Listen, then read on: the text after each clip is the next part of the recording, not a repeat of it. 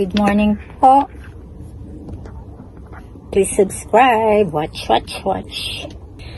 Sa panahon po ngayon ay meron pong kakaibang pagtatawas.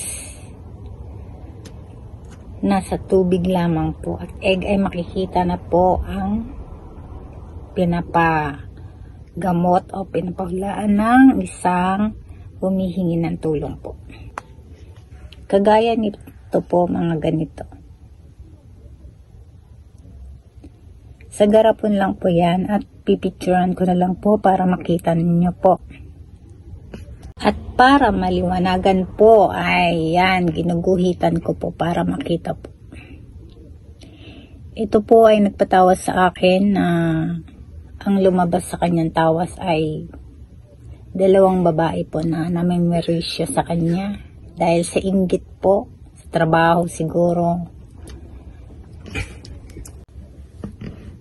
At meron din po daw itong alam na something nakakaiba. Kasi po tayo po ay isang albularyo po ay hindi po tayo gumagawa ng black magic. Hindi po natin alam gawin yan. Ang tinuro lang po sa akin ni God ay ang manggamot po. Yan lang po ang albularyo. Para lang po sa mga nangangailangan ng tulong pang spiritual po.